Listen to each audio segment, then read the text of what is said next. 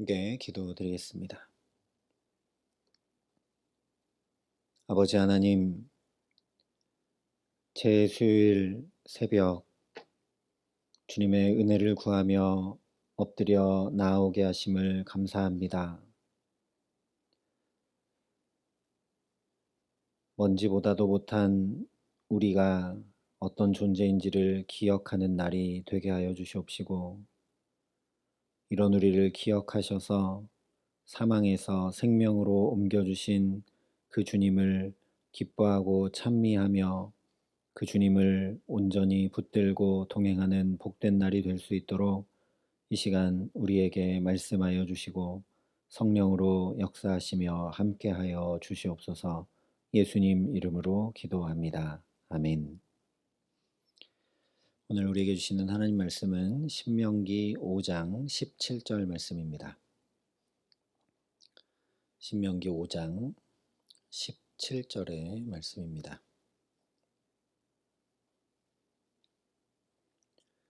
신명기 5장 17절 말씀을 제가 봉독해 드리겠습니다. 하나님의 말씀입니다. 살인하지 말지니라. 아멘. 오늘 살인에 대해 말씀을 하고 있습니다. 별다른 설명하지 않아도 이것이 죄이고 보통 죄가 아니라 심각한 죄라는 것은 누구나 알 수밖에 없을 겁니다. 그런데 우리가 성경 말씀을 볼 때, 특히 이런 십계명과 같은 말씀을 볼 때 잘 생각하지 않는 것이 있죠. 그 말씀의 배경에 대해서 잘 생각하지 않게 됩니다. 늘 그냥 들었던 십계명이기 때문에 아주 당연한 계명으로 우리가 생각하죠. 그런데 지금 이 말씀은 우리가 계속 살펴보고 있는 것처럼 가나안 땅을 앞에 두고 이스라엘 백성들이 하나님께 다시 듣는 율법입니다. 사실 출애굽기 시내산에서 들었을 때도 마찬가지였죠. 우리가 무엇을 생각하지 않느냐 하면 지금 이스라엘 공동체 안에 살인이 만연하거나 살인이 계속 일어나고 있거나 그러지 않은데 하나님 이 말씀 하신다라는 거죠. 물론 앞으로 살아가야 될 비전과 꿈에 대해서 하시는 말씀이기는 하지만 그렇다면 이 말씀을 듣는 이들이 얼마나 이것이 피부로 와닿았을까 생각이 들게 됩니다. 오늘 우리도 마찬가지이기도 하고요.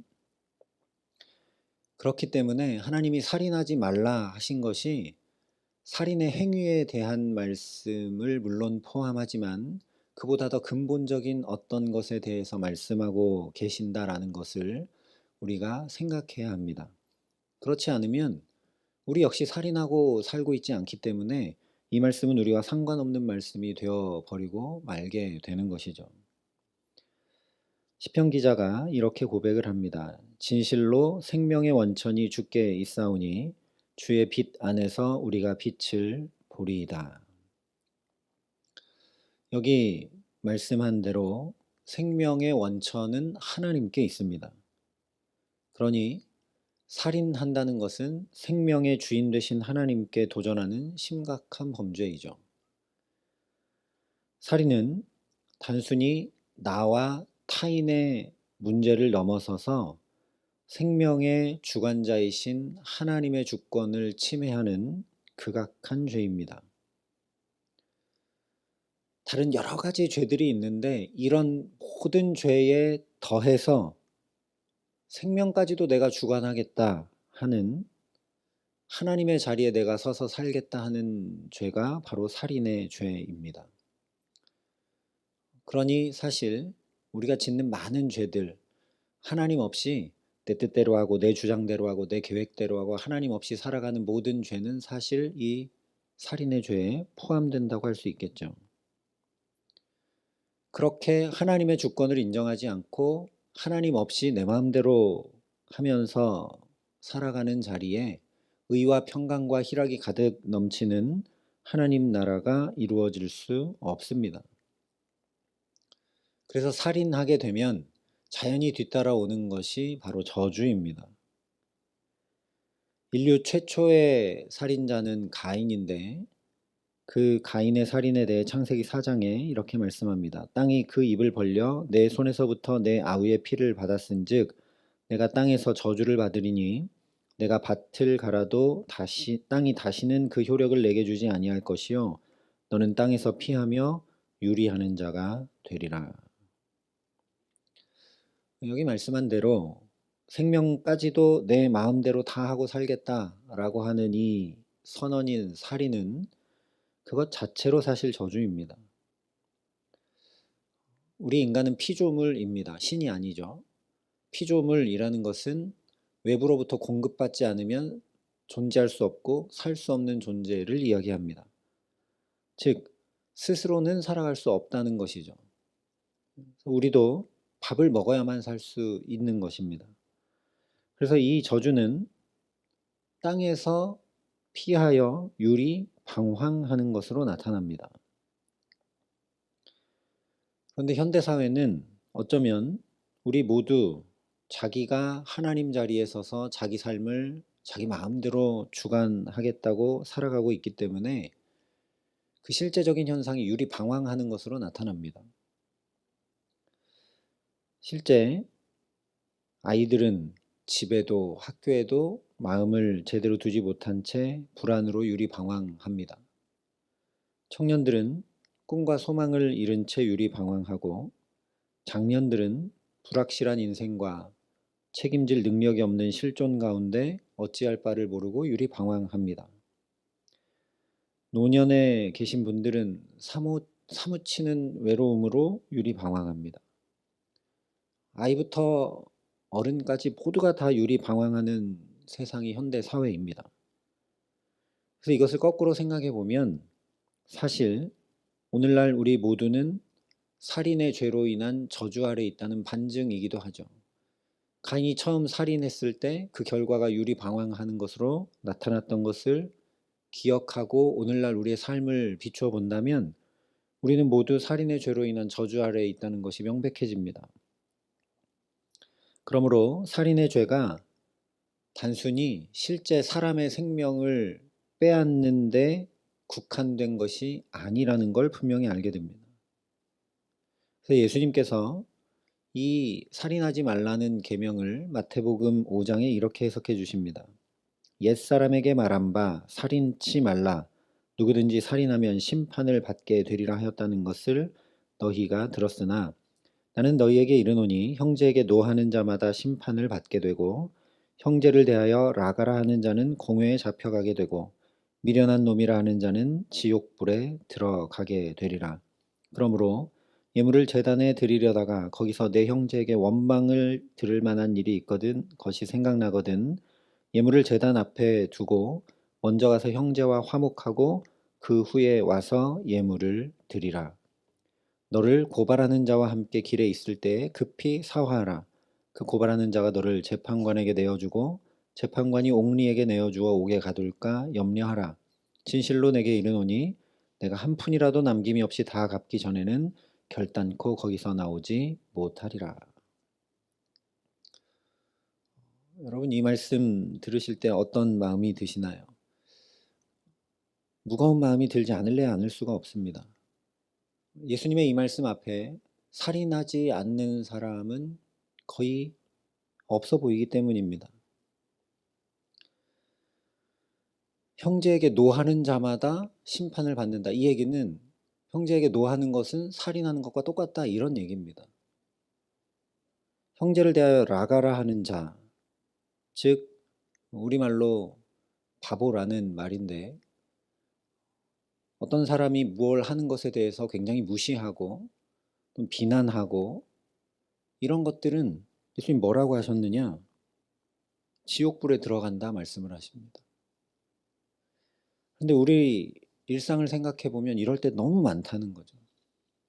너무 안타까운 건 교회 안에서도 이런 일들이 있다라는 겁니다. 그래서 예수님의 말씀에 비춰보면 살인의 행위가 아니라 본질적인 살인이 세상에서만 아니라 교회 안에서도 일어나고 있다는 것은 정말 참혹한 현실입니다. 그러니 우리 시대와 세대가 가인처럼 유리방황할 수밖에 없는 것이죠. 심지어 교회 안에서도 마음 두지 못하고 유리방황하는 일들이 생겨납니다. 문제는 예수님께서 진실로 내게 이르노니 내가 한 푼이라도 남김없이 다 갚기 전에는 결단코 거기서 나오지 못하리라 말씀하셨다는 것이죠. 이 문제를 해결하기 전에는 결코 헤어나올 수 없다라는 겁니다. 그래서 형제한테 급히 사화하고 와서 예배를 드리고 너희가 가두어질까 염려하라 말씀을 하신 것이죠. 오늘 재수요일 사순절이 시작되는 날인데 정말 이렇게 너무나 무능력하고 본질적으로 죄에 휩싸여 살아가고 있는 우리 자신을 놓고 하나님 앞에 회개하는 하루를 보낼 수 있기를 간절히 기도합니다. 우리가 물론 회개해야 되지만 우리에게 이 문제를 해결할 능력은 아무것도 없습니다. 여전히 이 말씀을 듣고도 우리는 때로 분노할 것이고 때로 누군가를 무시할 것이고 때로 넘어지고 쓰러지고 그러면서 유리방황하는 인생을 벗어나지 못하기 때문이죠. 이 문제를 해결할 수 있는 유일한 방법, 한 푼이라도 남김없이 다 갚을 수 있는 유일한 방법에 대해서 민수기 35장이 이렇게 말씀합니다. 너희는 너희가 거주하는 땅을 더럽히지 말라. 피는 땅을 더럽히나니 피 흘림을 받은 땅은 그 피를 흘리게 한 자의 피가 아니면 속함을 받을 수 없느니라. 이 문제를 해결할 수 있는 유일한 방법, 남김없이 다 갚을 수 있는 유일한 방법은 내 생명이 죽는 것입니다. 내 생명값을 치르지 않고는 내가 저지른 살인이라는 그 죄값에서 도저히 벗어날 수 없다라는 것이죠. 본질적으로 보자면 그래서 가인이 아니라 아담과 하와부터 이 살인의 죄를 저질렀습니다. 살펴봤던 것처럼 살인은 내가 주관자가 되겠다는 것이 바로 살인의 죄이기 때문이죠. 하나님 없이 살겠다. 이것이 곧 살인의 죄입니다.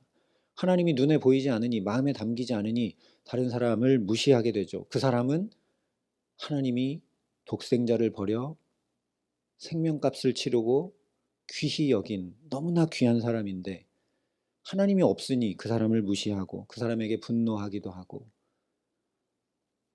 그러니 실제로 아담과 하와부터 어찌할 바를 모르고 나뭇잎으로 가리며 하나님의 낯을 피하며 유리방황하는 자가 됩니다. 무슨 말씀을 드리려고 하는 것이냐? 첫사람 아담부터 아무도 지킬 수 없었던 계명이 바로 살인하지 말라는 계명이었다라는 겁니다. 지금 제가 말씀드리는 것은 우리가 아주 심한 죄책감에 시달려야 된다 이런 얘기가 아닙니다. 살인하지 말라 하시니 계명은 그래서 우리에게 복음이라는 겁니다. 왜냐? 첫사람 아담부터 처음부터 그 누구도 아무도 지킬 수 없는 계명이기 때문입니다.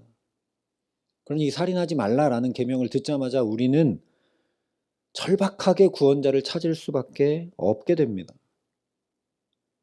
아니 화내는 것, 때로 무시하는 것, 살인에 안 걸릴 수 있는 사람이 없기 때문에 구원자를 찾지 않을래 않을 수 없고 이것을 누가 대신 나를 위해 갚아줄 수 있을까? 이 사망의 죄에서 어떻게 벗어날 수 있을까? 탄식할 수밖에 없는 계명이 바로 살인하지 말라는 이 6번째 계명입니다.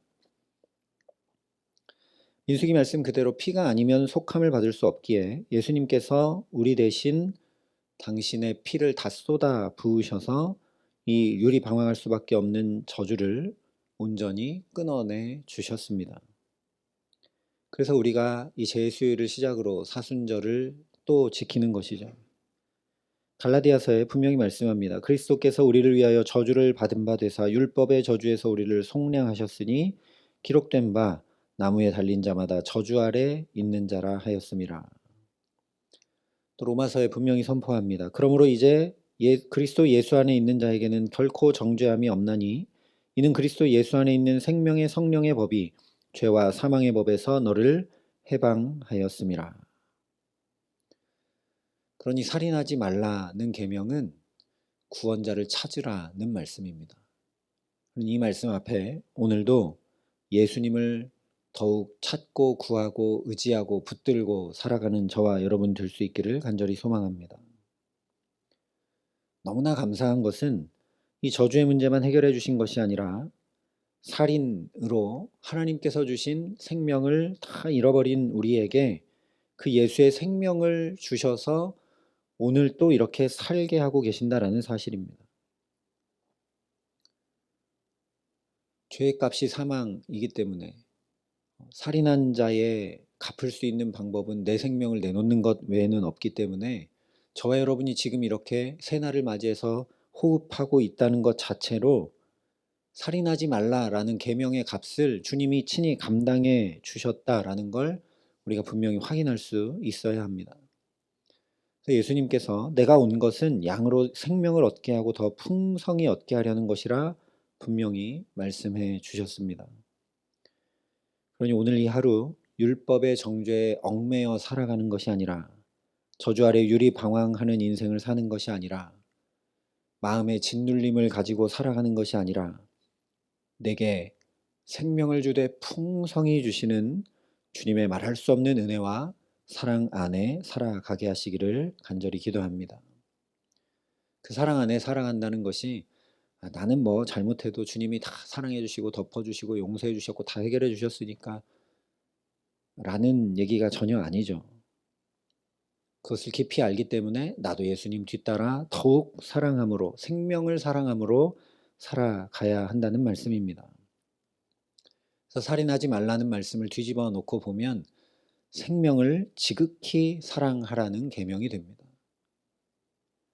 그래서 베드로전서에 이렇게 말씀을 합니다. 그러므로 생명을 사랑하고 좋은 날 보기를 원하는 자는 혀를 금하여 악한 말을 그치며 그 입술로 거짓을 말하지 말고 악에서 떠나 선을 행하고 화평을 구하며 그것을 따르라. 그러니 오늘 이 하루 우리 입술에 비방과 판단과 거짓과 악한 말을 그치고 칭찬과 격려와 화평을 구하는 사랑의 말이 가득 담기게 하시기를 간절히 기도합니다. 이 기도의 시간 하나님 내 입술에 파수꾼을 세워 주시옵소서라고 우리가 기도함으로 주님의 이 말씀을 지켜 행함으로 살아갈 수 있기를 소망합니다. 그렇게 주님을 더욱 가까이 하고 주님을 더욱 사랑하고 오늘 한치라도 다른 거 몰라도 상대방을 격려하는 말 한마디라도 하는 하루를 살면서 주님을 뒤따라가는 은총 누릴 수 있기를 간절히 기도합니다. 그래서 주께서 주시는 생명의 역사가 우리 가정과 자녀들과 일터와 모든 삶에 나타나게 하시기에 자연히 우리에게 살인하지 말라는 이 말씀이 지켜지고 이루어지게 하셔서 생명을 지극히 사랑하시는 주님과 더불어 우리도 생명을 지극히 사랑하고 사람을 소중히 여기고 존중하고 주님의 나라를 한치라도 더 이루어가는 복된 날을 주와 함께 살게 하시기를 예수님의 이름으로 간절히 축원합니다. 함께 기도하시겠습니다. 아버지 하나님, 우리 입술에 파수꾼을 세워 주시옵소서. 나도 누군가에게 상처받는 말을 듣는 것으로 심히 괴로워하듯이 내가 생각 없이 한 그 말로 인해 괴로워하고 힘겨워하는 이들이 있음을 잊지 않게 하시고 하나님, 살인하지 말라는 계명이 그저 극악한 범죄만 얘기하는 것이 아니라 내가 하나님 없이 때로 분노하고 때로 무시하고 멸시하며 내 마음대로 행하려 하는 모든 것임을 깊이 깨달아 알 수 있도록 은총을 더하여 주시옵소서. 하나님, 그러니 정말 구원자 되신 예수를 간절히 목말라 사모할 수 있게 하여 주시옵시고 주님이 나를 다스리시지 않으면 살 수 없다는 믿음의 고백 가지고 살게 하여 주시옵소서. 그러니 오늘 이 하루 그 주님, 생명을 주되 풍성히 주러 오신 주님과 동행케 하시고 그 주님이 나를 또 이렇게 생명 주셔서 살게 하시는 은혜를 깊이 깨달아 알고 기억하여 다른 이들의 생명을 사랑하고 존중하고 귀히 여기기에 한마디라도 칭찬의 말, 격려의 말, 세워주는 말, 돕는 말을 하며 이 하루 생명을 지극히 사랑하라는 주님의 말씀을 지켜 행하는 복을 누릴 수 있도록 우리 모두와 함께하여 주시옵소서. 이제는 친히 우리의 구원이 되신 우리 구주 예수 그리스도의 은혜와 그 독생자 예수 그리스도를 아낌없이 내어주신 아버지 하나님의 놀라우신 사랑하심과 오늘도 우리를 도우시고 붙드시는 성령 하나님의 교통하시고 역사하심이 여기 머리 숙여 생명을 사랑하라는 주님의 말씀을 깊이 마음에 담고 주와 동행함으로 오늘을 살아가기를 소원하고 결단하는 여기 모인 모든 주의 성도들과 사랑의 빛교회 모든 교우들과 이 나라의 민족과 이 귀한 복음을 오늘도 세계만방에 전하시는 선교사님들 가운데 이제로부터 영원토록 함께 하시기를 간절히 축원하옵나이다. 아멘.